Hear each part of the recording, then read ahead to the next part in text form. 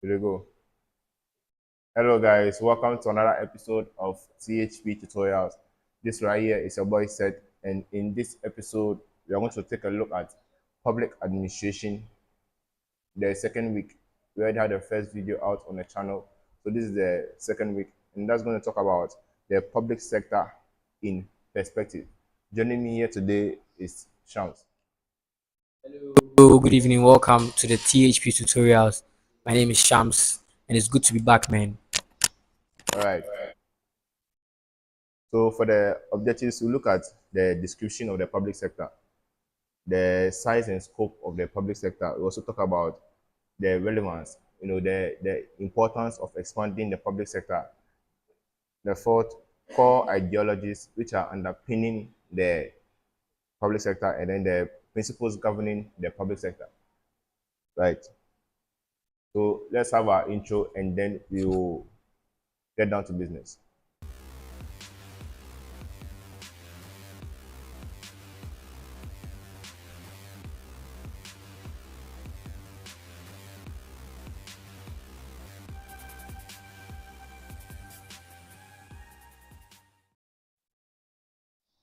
Right. Very well. So the public sector in perspective.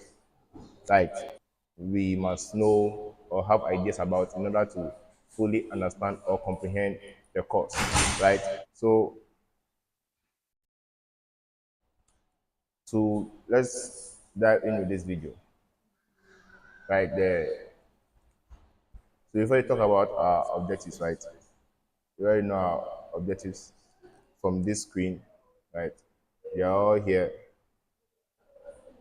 right? So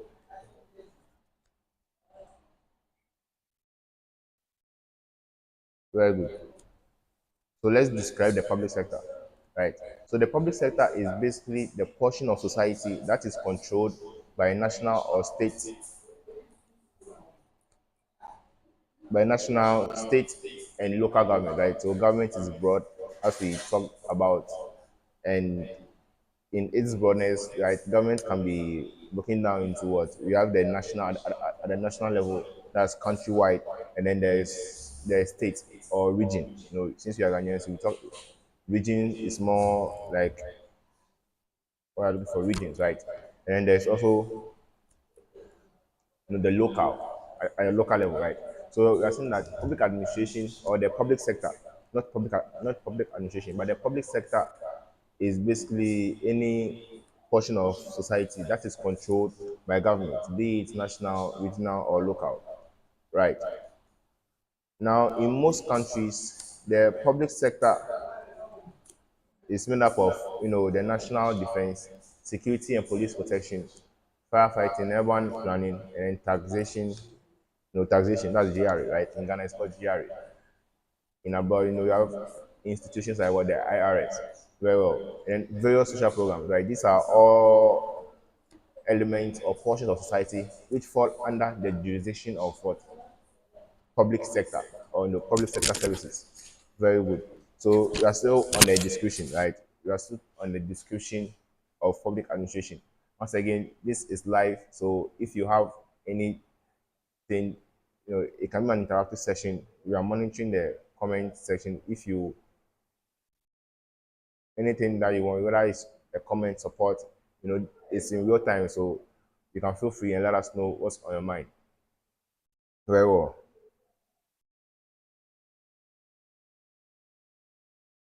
Back to this. So still on the description, right? Still on the description.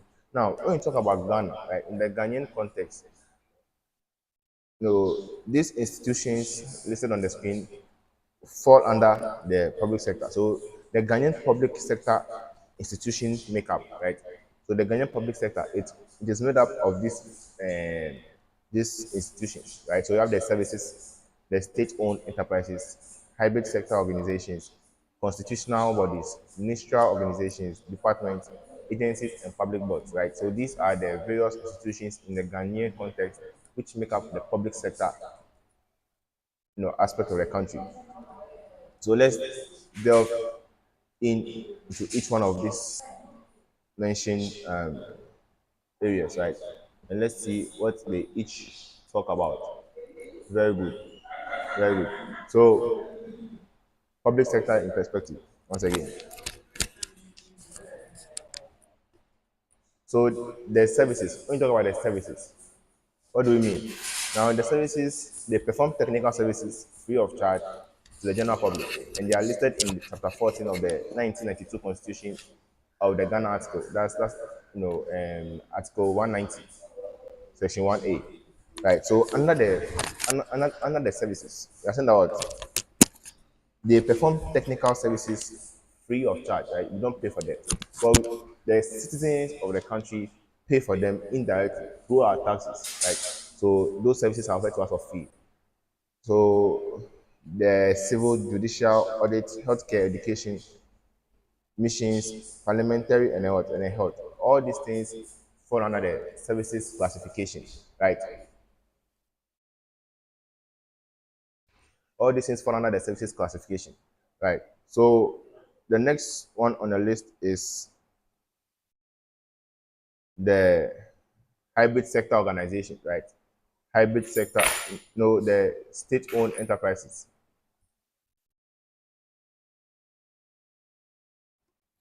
Well, state, oh yes, state-owned enterprise. Yes, this is like having a bit of technical, overload. So that's why the delay was happening. Sorry about that. Own enterprises, right? State-owned enterprises. So with those ones, they work under a designated ministry and they operate like private businesses, right?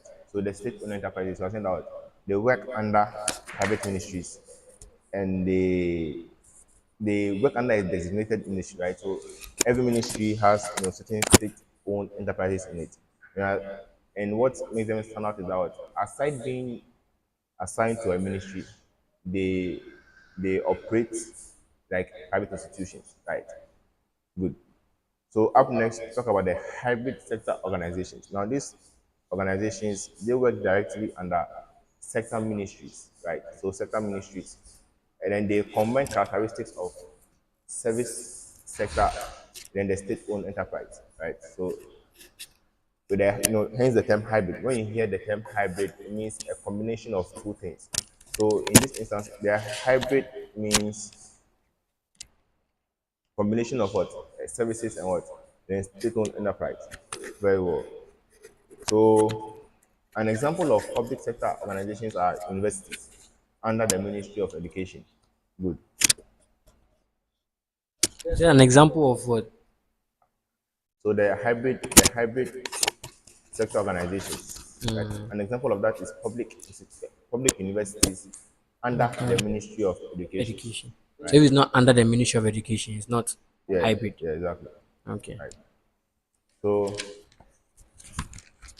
constitutional bodies, constitutional bodies. Now it says what? These are established or they are created by the national constitution, and they derive authority and mandate from the same, right? So it's the constitution that put these structures or these institutions into being. And it is that same constitution that gives them their jurisdiction, their authority that they have. All is drawn from the constitution, right? Now, they provide dedicated services regarded as critical to national security, cohesion and unity, right? Cohesion and unity being similar, basically the same thing, right? Right, exactly. So but they also, they're also critical to law and order. Now, they usually contain commission in their name, right? So those public institutions that usually have commission in their name, so lands commission, public services commission, right? Electoral commission. All these things are bodies or institutions which draw their power from the constitution. And it's the constitution that created these institutions, right? They are called constitutional bodies, hence the name, constitutional bodies. Good. Up next is what? Ministerial organizations. And that's what? They are the highest public administration setup for the respective sector, right? Everything has an industry, and every industry falls under a ministry. So we are saying that the ministry, when it comes to public administration or in the public sector, the ministries are the highest in the hierarchy, right? For that respective sector. So if it's energy sector, the Ministry of Energy is at the hierarchy at the top. That's basically what that means. Now, what are the functions of ministries? Right, you have Food and Agriculture Ministry, you have you know Minister of Foreign Affairs, Minister of Finance, and so on. So, what is their functions in general? Generally speaking, what are the functions of this ministry? Now, these ministries, one, they initiate and they formulate policies, right? Initiate and formulate policies. They undertake development planning, right? So, they can say that they plan the development of the country.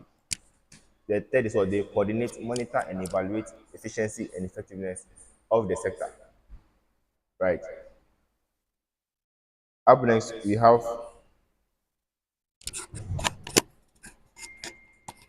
departments and agencies. Departments and agencies. Good. So departments are monolithic institutions within a sector or the president's for singular functions. Now, the word monolithic means rigid, right? Rigid, set in their ways. So when we talk about departments, they are rigid institutions within a sector or presidency, and they are responsible for what? Singular functions, right? So department for roads, they only handle roads. Very good. And that is the main outlining difference between a department and an agency. So example is Okay. what? Yes. So right here they said feeder routes. Are those the routes that are in the neighborhoods?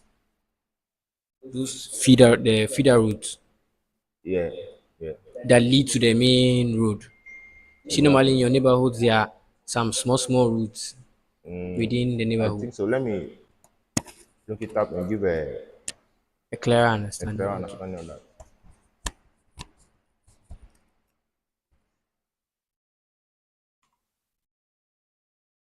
Waiting on the internet.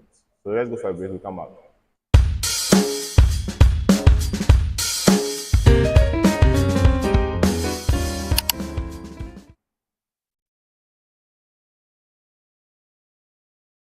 All right. So welcome back. So feeder roads.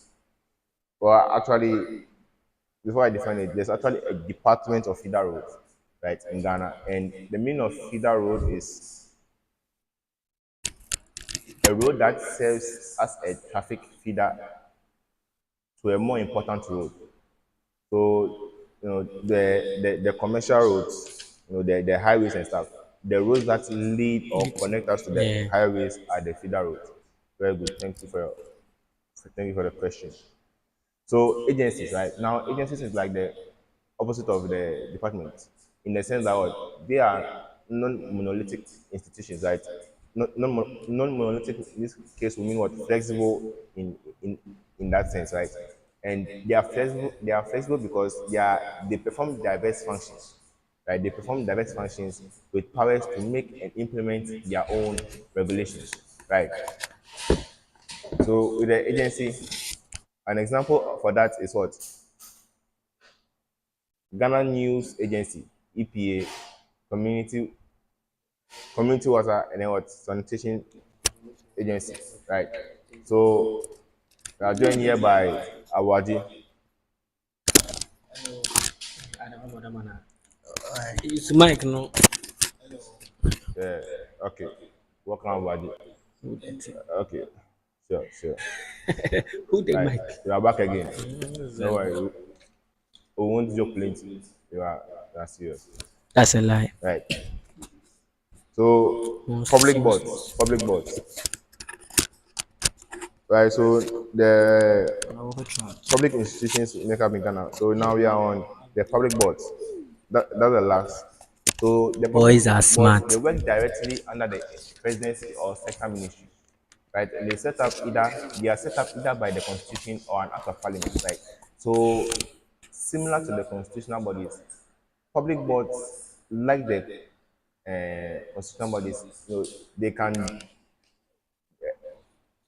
it is either the constitution or acts of parliament that bring them into existence, right? And they perform regulatory and advisory functions of promoting some sectors of the economy, right? So example of public boards include Ghana Free Zones Board, Ghana Cocoa Board, right? These are all examples of public boards. At this juncture, before we cap or conclude on the first item on our objectivity, what the description of the public sector, we'll talk about the characteristics of the Ghanaian public sector, as well as the uniqueness of the public sector, right after our break.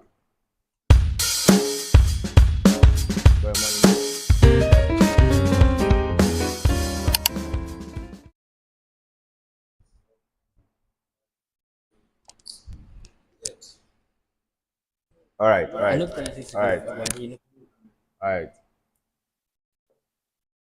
all right. So the characteristics of the Ghanaian public sector. So in the Ghanaian context, right, what are some of the characteristics or features of our public sector? So first is what the public sector is broad. It's broad. It encompasses a lot. It has multiple goals, right? If something is broad, definitely is going to have multiple goals, right? The third says what it uses various tools to achieve their goals, right? So Ghana as a nation uses, various tools, different tools to achieve their goals, right? And again, that is understandable because what is broad. There are many ways and many things that need to be done, right? It's a wide scope. So the fourth is what it draws on the private sector to deliver public goals or goods. It draws on the public sector to deliver public goals or goods. And the fifth is what the public sector is a democratic institution. Democratic means that what participation, right? All the stakeholders are are involved, or we would like to believe so. Very good. So the next thing, and then we conclude on the first item is the not this. Right there. Right.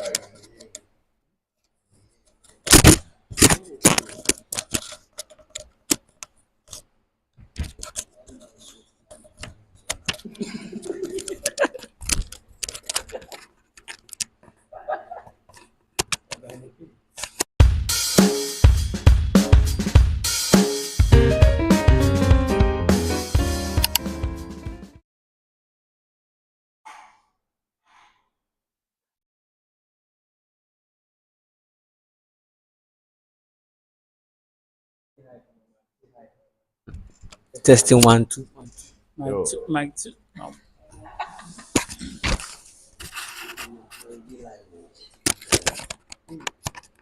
So the uniqueness of the public sector, right? So why is the public sector unique? So yeah, it says what? It's not on the slide. I'm reading from my personal notes, right? So listen carefully. So the first is what? Public organizations are not exposed to competition and have no incentives to reduce costs or operate efficiently, right? So what we are basically saying that in the public sector, there's nothing like competition, right? The public sector employees are public sector employees. They are not in competition with anyone, right? Because they are state, they are under the the government, right? So there's no competition, there's no pressure for the workers there or for the institution themselves to be their best, right? Because no matter what, it's them that you come to, and you understand the feeling. If you've ever entered a public institution to ask for help, there's so many bureaucracy, right? They keep directing you, go to this place, go to that place, go to. You be bounced around all the time, right? Because there's nobody cares, right? And it's very difficult to fire a government employee, right? So that's that. Another thing that makes it unique is that strategic management is difficult because politicians are myopic, right? From business policy, you understand that strategic management is what? The formulation, implementation, and evaluation of cross-functional decisions to achieve the goals of an organization, right? Basically Organization, man. speaking, strategic management is long term. Now, myopic means that someone can't see far. So when you combine the two, right, it's not a match. If our politicians are myopic, they cannot strategically plan, which means it is very, very difficult for our country to achieve its goals. The third one says susceptible to greater accountability and transparency due to stakeholders, right? So in the Ghanaian context, I think that the public sector is unique because it's susceptible to what? Greater accountability and transparency, right? Every Ghanaian is a stakeholder in the government. Every Ghanaian is a stakeholder in the public institutions. So, due to that, there's greater accountability, especially in times like this when there's an election coming, right? So, this is where the people have the power. That's why I vote wisely. So, Vote um, twice. the next is what? Functions are limited by statute, right? Functions are limited by statute. So, statute means, like rules and regulations. So, in all what the public institutions are doing are limited by statute. They have a limit that they cannot exceed. And then the last one says what? The public sector is funded by tax, does not charge for their services, right? So all what is being said here is in contrast to the private sector, if you listen carefully. Good. So now we can move on to our third objective. So if you notice in our discussion, yes, Wait, you said we are moving on to our third.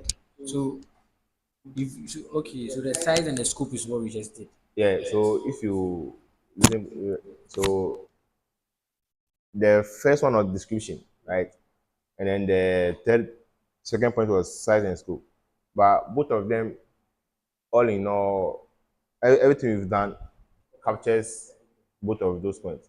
So we can just move to the third point, which is the relevance of expanding the public sector, right? Why is it important for the public sector to be expanded?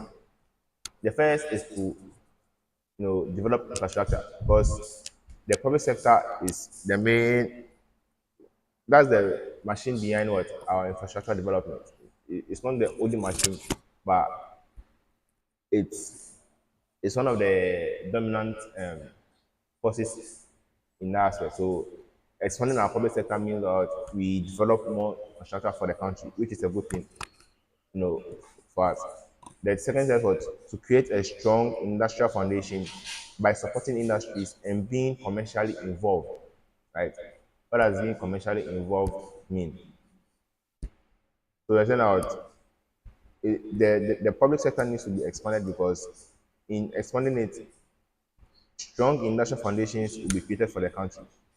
And you want to create that strong foundation by supporting industries and being commercially involved, right? So the commercial means for trade.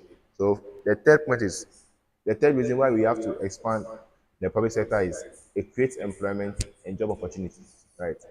Creates employment and job opportunities. That's self-explanatory basically. So the fourth says enables export promotion and import substitution.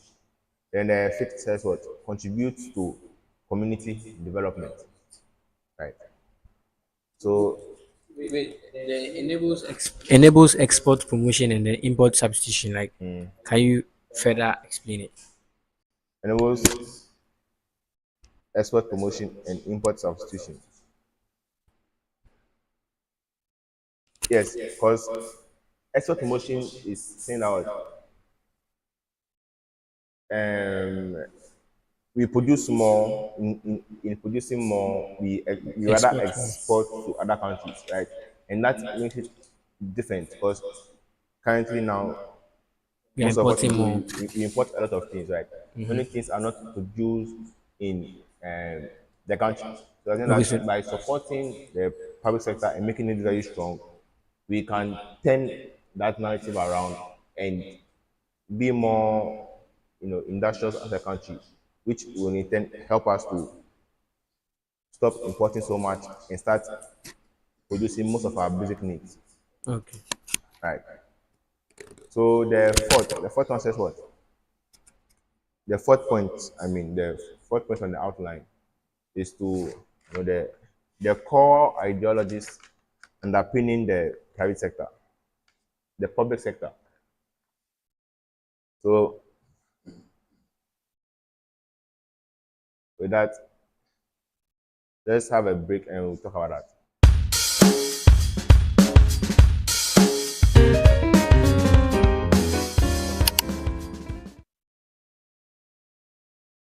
Right, so welcome back from the break.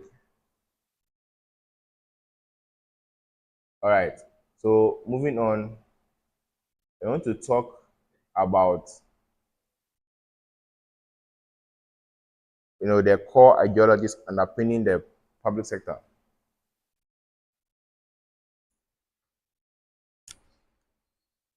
Right, so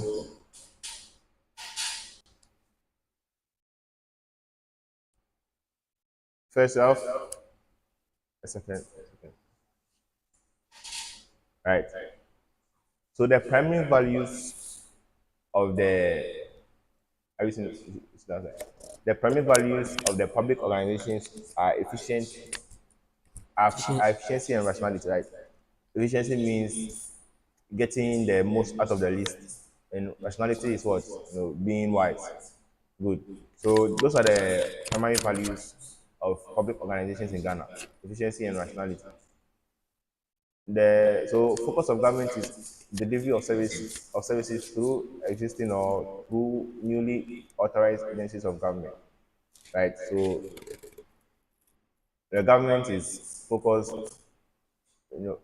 mainly on the delivery of services, and so the delivering of services through what existing and through newly authorized agencies of government. Right. So doing delivering their service through the authorized and appropriate channels. That's one of their core ideologies, that idea. And then the third set was public policy and administration are concerned with designating, with designing and implementing policies focused on a single political defined objective. So breaking that down, public policy and administration. So public policy is what the policy of the public. Public administration is administering the policies, making the policies and implementing them in the in the country. So it's saying that these two things are concerned with what designing, or I just explained it myself. Right. So they are focused on not a single politically defined objective. Very good. So the last point here says administrators are responsible to democratically elected political leaders. Right. So any political leader who is elected holds the public administrators accountable or responsible for their deeds. Right. Also, more on that, the public sector is customer driven. The government earns more and spends less. That's the idea of the government being an enterprise, right? And making more money than they are spending. And then decentralized government, right? The power is spread out across, from the top to the bottom. It's not centralized at one place, right? It's not a dictatorship, right? Democracy speaks. So the power of government is decentralized, right? That's why you have national government, regional government, and local government. And the last point is, so the government is market oriented, right? They leverage on the changes in the market or through the market. All right. So before we look at the last point, which is that will be the principles governing the public sector. Let's talk about barriers or obstacles to effective public administration system, right? So, what are some of the things that would hinder the progress or would impede the effectiveness of the public administration system in Ghana, not sector? So, when you have over centralization, that's when the power is spread out too much, right? That tends to make decision making more difficult, right? And it makes it delays everything because there are so many channels that need to be passed through, to get something done. Another for that could be bureaucracy, too much red tape. Now, disregard for time, right? And that's because we are not implementing strategic management. So anything happens at any time. So there's no timeline to anything. So that's when that happens, it's going to make the system ineffective. Another one says what? Supervision and control. So that would be the lack of supervision and control. Then nepotism. Nepotism is favoring your friends and family when it comes to giving appointments over people who are qualified, right? So it has to be over people who are qualified. When when only your family members are the ones applying for the job and give to them, it's not a crime. But if the other people are qualified and you give it to your family members or your friends over those people, that's when it becomes nepotism. Then there's what moral purpose. In this case, it will be lack of moral purpose. And there's the urban bias, attitude to work, lack of public relations, corruption, discipline. Right? The list goes on and on. Please go over the lack of public relations. Public relations is PR. PR. How the public perceive the government. So if the government doesn't focus or put enough effort towards their public administration, the public might towards their public relations, their image, right? Imagine the government doing a good job, and then publicly speaking, they are perceived as not Bad people. like so. It's something that they have to control. Very good, And urban biases meaning it's part like it's just you're just focusing on the right? So urban many areas and exactly, leaving and then they the don't include rural. the rural areas All right. in their. Thank you. All right. So I think at this point we go for a break, and then we talk about the last item on the Evaluate principles governing the public right, sector. right. So let's go for the break. See you soon.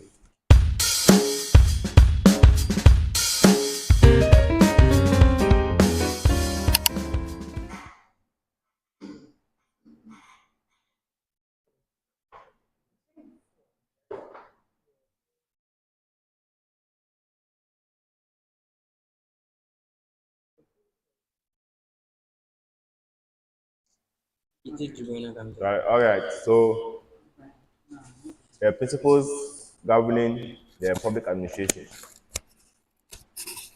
public sector, right? So you have participation, right? That's saying what every citizen should have a voice in decision making, either directly or through legitimate intermediate institutions that represent their intentions, right? So you get a participation. The public should be involved. The interest, the voices of the masses should be heard when decisions are being made. There's consensus orientation that involves reaching a broad agreement on what is in the best interest of the group and where possible on policies and procedures, right? So it's not just a matter of you listening to the public, right? But also trying to find and make decisions that satisfy or compromise a middle ground where everyone is included. So that's what the consensus is trying to talk about, right? A broad agreement. Strategic vision, leaders and the public have a broad and long-term perspective on good governance and human development, right? So you say what? This is one of the principles that govern the private sector, right? That the leaders and the public should have a broad and long-term vision or perspective on what good governance and their human development should be. Responsiveness, that speaks to what? The institutions and processes try to serve all stakeholders within a reasonable time, right? So reasonable time is the thing that you need to focus on. Don't just trying to serve them, but in a reasonable time. Efficiency and effectiveness. Effectiveness is simply getting things done. Efficiency is doing what? Doing the most with the least, basically. Accountability, right? Decision makers in government, the private sector, and civil organizations answer to the public and stakeholders for how they have operated, right? So you must answer. Transparency. Transparency is built on the free flow of information, right? So free flow of information. Processes, institutions, and information are directly accessible to those concerned with them, and enough information is provided to understand. Right? So I'm taking you back a little bit. You see the obstacles that to affect effective public administration. Could you say, you see, right now we just spoke about what accountability. Yeah. So could you say lack of accountability Yes, yes, yes, as a as an obstacle? yes, yes. Sure, definitely. All right, thank you.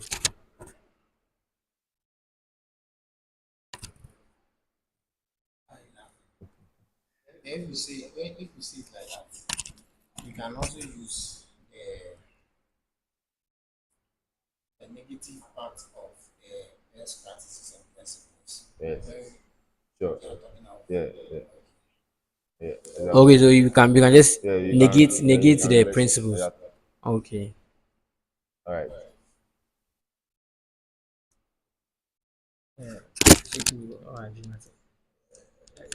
Oh, what are you doing like that? So equity says what all men and women have opportunities to improve or maintain their well-being. Right. Equity. And then rule of law is simply saying that what legal framework should be fair and enforced impartially, particularly the laws on human rights, right? So nobody's above the law. That's what rule of law speaks to. Everyone is under the law, and you know, if you cross the line, you'll be pushed back. Basically. So selflessness. Holders of public office should take the decisions solely in terms of the public interest. They should not do so in order to gain financial or other material benefits for themselves, their family, or their friends. This is a hope, more like a this is more like a hope than a principle. You know, but we'll take it like that. Now, integrity. Holders of public office should not place themselves under any financial or other obligation to outside individuals or organizations that might influence them in the performance of their duties, of their official duties, right? So integrity. The country must come first, which is similar to the selflessness, but this is taking the perspective of what? Don't let your allegiance to other people. You be about the country, about the people. Objectivity, right? Being objective says that conducting public business, such as making public appointments, awarding contracts, or recommending individuals for rewards and benefits. Holders of public office should make choices based on merit, right? So, in the appointment of you know individuals to fill public positions, you know, it should be based on objectivity. Right? This person has been vetted, they qualify for the job, and give to them. So they should not be biased. Exactly. Yeah. Right. Exactly. And then honesty, right? Be honest. We won't explain that. Leadership, we won't explain that. Moving on, right? Thank you very much for joining us. Please don't forget to like and subscribe. Every day from Monday to Thursday, there will be 400 courses. We'll be live. Be sure to join us. See you tomorrow.